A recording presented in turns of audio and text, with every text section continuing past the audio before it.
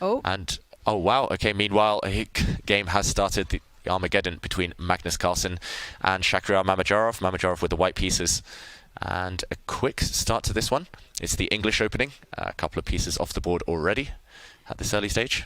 Yes, and I'm just going to briefly mention that you guys wanted a Hikaru confessional, and we have a Hikaru confessional, and we'll play that during the break.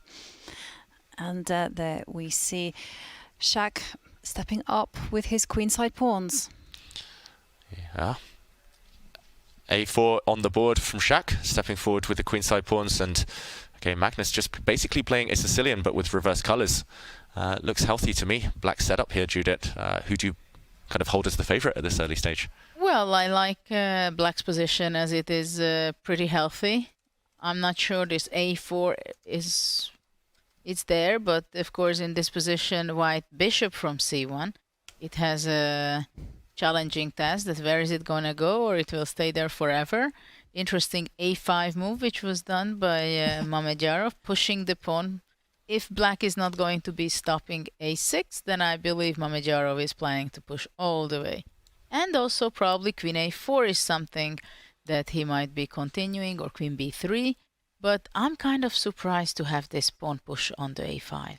Especially so early in the game, you know, you're kind of taught that you have to develop your pieces. And Shak is saying, you know what, I'm just going to attack on the queen side and just, whoa, I was not expecting that. Shak is determined that Magnus's king lives on the king side. The Shak attack is real, but he's forgetting to develop his pieces. White's pieces do not look ready for this opening of the position, Judith. Well, 9 years ago when I stopped competitive chess, this was not the way it was considered the way to success. That is true. But to push all your pawns and without developing, you have one developed piece on G2. It's just very strange. Yeah. But now he's going for your plan at least, Judith. Putting some pressure on this black knight. But the problem is, I mean, yes, there's pressure on the black knight, but take a look at white's knight on G1. How on earth is that getting out? Probably the next move to play knight F3. Yeah. But then bishop H3 is also something to think of. I can also imagine that in the next move, let's say black plays D5 or F5, making it a more active play with black. Yeah, I understand what Shak is trying to do. He's trying to open the position because he has bishops, but he's just not ready to do that. And actually, it's the side who's facing the bishop pair who should be trying to speed up the play here. So, yeah, Magnus, it looks like he's got all of his pieces in the game. Nice centralization, everything holding together. Time advantage is disappearing now. It's less than a minute and a half difference between the two. I think in terms of start to this game, not super promising for Mamedyarov. Magnus, could he go 7 out of 7 in the Armageddons? I spoke to him on the rest day and I can reveal he said he was shocked that he's holding his nerve in the Armageddon. He says he doesn't know how it's happening. Of course, he said he'd give everything for one classical win, but the Armageddon is where he's doing the business. And, okay, pawn takes pawn. And, okay, question here. Take that pawn with the knight or simply recapture with the pawn on E5? The pawn. That pawn on A6, we laughed at it a little bit, but it's a great endgame pawn. So definitely. Oh, I spoke too soon. It is endgame as the queens leave the board. Yeah, if it was anyone else in the world, I think Magnus would have taken with the pawn, but against Mamedyarov, getting the queens off tends to be good wisdom there. So queens have left. White's pawn structure, not necessarily the worst. Well, black probably wants to go bishop c6 to eliminate the white square bishop, and a6 pawn can be a weakness also in a later stage. Yep, your prediction came true, and those bishops will be leaving the board. Yeah, the problem is black lacks pawn breaks now, or lacks effective pawn breaks, so it feels like white has at least got some level of stability, and those bishops traded as predicted. But is white's a6 pawn enough to give Shak serious winning chances? Because remember, Shak playing with the white pieces is in a must-win situation. Yeah, this white a6 pawn could be backed up nicely by white's knight. If you could imagine a teleportation device, this white knight on h3 somehow landing on b5, attacking these pawns. But right now, it doesn't really kind of make a great impression. I was just thinking about that too, that on b5, but how do I get there? Right? Knight g1, then I have to do what? Knight e2 somehow, but then the e3 pawn is hanging. You need Nakamura's knight to dance around. You need a similar journey. Could you put it on a3? But then How it gets stopped by a pawn on c6 anyhow. But to put it to a3, it's also not. It's e4 ridiculous should as well. be, but you just don't reach that spot. Well, Magnus breaking out in the center. And in terms of the clock situation, remember, Magnus did start with a 3-minute deficit over Shakhriyar.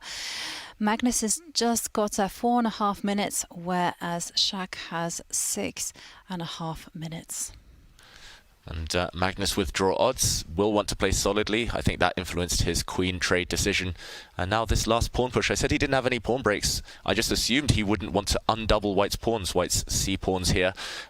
Here, kind of traditionally not favouring White, but Magnus is happy to trade off just to get his knights active. And there we see both the black knights now in the middle of the board. Beautiful settings for black. Look at 2 rooks on the open file, 2 knights in the center, just idly placed. Yeah, just beautiful centralization, but he has to move one of them. The knight on d5 was attacked, hits the white rook now. But that knight on b4 is going to get anchored there with the c7 pawn. And wow, White's position is beginning to look like it's not good. And there you go, c5. I mean, there's no coordination whatsoever with White's pieces. Well, finally there is a little idea that if White plays, let's say, bishop d2, and somehow when the knight moves away from b4, knight f4 to d5 can jump in. Yeah, he starts with the other move order. Same idea, Judith. First some pressure, though, especially the white e2 pawn, the base of this chain. It's a bit vulnerable. You have to overprotect this pawn somehow before the white knight gets kicked away from its protection. You need to keep this chain intact, otherwise your whole position falls apart. Mamedyarov. h4? h4 looks good, just to prevent pawn to g5. And okay, he chooses instead to use his king to defend the e2 pawn, and a question mark, making White's position worse. g5, knight d4. Ooh. Or immediately. Jumping in first, big threat on the board. Black wants to play that move you mentioned, Jude, at g5, hitting, kicking away the white knight. Then the e2 pawn will fall. So how to deal with that? I think he has to push the pawn, the h pawn, to cover that threat. What else? You don't want to touch anything around your king. You don't want to touch your pawns. You'll only weaken them. Instead, he brings his bishop out to block the black rook on the e-file. It feels shaky. Well, it's holding together for now for White. Well, knight bc2 would be provoking, and White would have to take on d4 for sure. But now maybe just knight moves away to f5, for example. Though after that already bishop goes back to d2. If the black knight from the center ever moves, then White will step back and try to eliminate this piece. Is it too rough if black goes rook e3 and g5? Wow. Sacrificing here, Judith. No fear at all. Rook takes bishop. On the board. Wow. That would not have even been on my radar. Sacrificing in an endgame, but the whole idea is tactical. He's going to break apart White's pawn chain once he's kicked the knight away. And Magnus looks up at the screen. The evaluation bar doesn't react, meaning this sacrifice is well justified.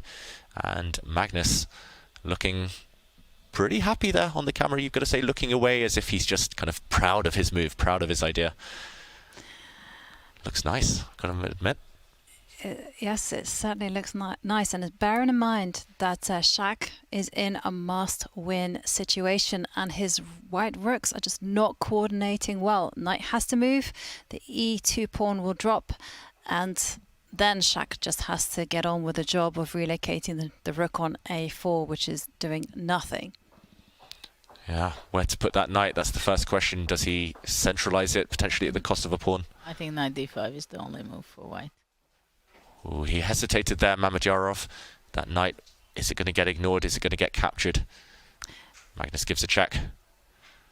The White King, where to go now? He has to go back, I think, all the way to g1. Oof. Running away, it has to, as you say, flee back to the corner. But now can't Magnus just simply trade knights and step back and grab those pawns? Yeah, we're expecting Magnus to trade off white's knight. That's the best piece right now. As you say, Jovanka, take this one and then somehow maybe go back for this pawn. That's your idea. Yeah, it's also tempting to actually grab the pawn on d3 immediately with a knight. Exactly, knight d3 and then knight d5 and g4 with the stabilizing the knight to f3. If you can come to f3 with any of the knights, this black king is simply, the white king, sorry, is going to be caught in a box and mated. But of course, there are several ideas. It's only that for black it's tricky what to choose out of the several options. What would you choose, Judith, here? Magnus only needs a draw. He can choose the safer option if he needs. Which one's more simple? I'm very much tempted to go knight d3. I'm not sure that's the best, but I somehow would go knight d3 and knight e5 or knight e1 at some point and g4. You love that knight e1 move. It keeps happening this tournament. Full board vision there. Knight e1 coming in. Watch out for that to happen. Judith's predicted it correctly every time, I think. Knight takes d3 on the board. Magnus makes a bit of a face. He knew that was a difficult decision, and he's under 2 minutes. So he needs to speed up. What's Mamedyarov going to do to complicate the issue? This white rook on a4, as you said, Jovanka, just worst placed piece on the board. Where to go? What to do? Not easy. It's certainly not easy, and also you have to bear in mind that black has ideas of anchoring a knight on f3, and that would be curtains for the white king. I was looking at moves like knight e5, trying to get the knight immediately in with check. Yeah, looks very powerful as well. Yeah, and I mean, white's only move is actually to try and trade off rooks, and that's going to be a very difficult job as well. Well, now white's only plan can be that after knight e5 he goes rook f2. Black's knights are so beautiful right now. Magnus will be reluctant to move them, but he really has to speed up. He's got about 1 minute 10 seconds now, and it's still 12, 13 moves before he gets any increment at all. So he has to make minimum 12 or 13 moves in 1 minute, and he's looking away from the board. What is this? He needs to hurry up. It's going to be physically difficult. He's playing g4 immediately. Well, this allows knight f6 check, grabbing a pawn. Yeah, the knight can check and take this pawn next move. But this would lead maybe to a draw, because after check, king goes out, knight to g4. I think black goes h5. Yeah, white's knight is kicked all the way back. And if knight f2, then knight f3 and knight e1, some kind of perpetuate check. But the problem is knight f3 is such a serious threat. If the black knight arrives there, then you have checkmating ideas with the rook taking h2. Massive threat on the board. Mamedyarov, under 3 minutes now, has to deal with this one. I think I would just give this check now and just hope to survive. If you don't have any options as Mamedyarov, you should just try and play quickly, not give Magnus time to think. Calculation needs to be done, of course. But he has plenty of times for the moment, 2.5 minutes. And if he calculates ahead, then he can play his moves. Not only one, but several moves quickly. Yeah, but Magnus will do the same. To pause now or to pause later, that's the question. I agree with the featured chat, just flag him, just move. Not too many options here for Mamedyarov. I'm looking for others, maybe he can hit the... There is a move rook d1. Yeah, hit one of the black knights with his rook. That must be the only real alternative. Maybe you can... Yeah, it's just so difficult. He just needs to decide. As the featured chat says, white has definitely got ideas of sacrificing on the b6 square later for white's a pawn to run through, but first you have to deal with your king. So he actually steps back with his knight, trying to trade off. Makes a lot of sense as well. But right now, maybe knight f3 is also possible. I know, because takes and knight d3. And there we see a trade of knights. And again, Magnus now has to play very quickly, advances his f-pawn. And Magnus has a dream position. All his pieces are well placed, and white's rooks are just not coordinated. Yeah, rooks thrive on open files, and if you notice, Magnus has blocked every single open file. But look at this, a sacrifice in the air. Watch out for rook takes pawn, followed by the white pawn promoting. We mentioned something similar earlier. This white a pawn is white's only hope. Oh. And, okay, is it on the cards now? That's the question. Rook takes pawn. Magnus, he's allowed it to happen. If rook takes pawn, maybe Is he going to ignore that? There's some counterattacks against the white king. And okay, now the black knight has stepped back. He defends everything. No sacrifices available. And white's rook's looking for those open files. Can he plug that open file with his knight? With the black knight? He's going to have to. And Magnus now under 20 seconds. Ooh, and we see a cross next to Magnus's move. That means a missed opportunity. Maybe there was something stronger. Well, maybe now rook e2 can be unpleasant, or at least fighting for something from white's point of view. Rook e2 on the board. We're going to see the rooks leave the board. Knight comes in. Yeah, and black's knight has lost a lot of power with that trade of rooks. Now it's going to be incredibly tough to stop white's rook from infiltrating later, but he's using his king, Magnus, aggressively. It's going to be a race, simply. And who's ahead here? Black's pawn's running. Black's pawn is really running. But the A pawn is so close. Well, White's rook has to get greedy here, simply has to capture the pawn and hope for the best. Shak's being accurate so far, as mentioned there in the featured chat, but is it enough to win? Black's pawns are so fast. Yeah, but after c2, yeah, this was a smart move, I believe. Very smart. Covering the promotion square, so now black will simply threaten to push his pawn. It might cost white his rook, unless now he abandons the defense of his A pawn. 7 seconds for black. yeah. Magnus, he's got a 1 second increment now, but that's no luxury. It's not enough 1 second over the board. Okay. White's going to move his rook. Very tricky position. What's he played? Rook c2, but that gives up the a6 pawn. Gives up the a6 pawn, and look, his pawns are running now. Shak looks away, even at the cost of the black knight. Magnus is going to win the game. The pawn's too strong.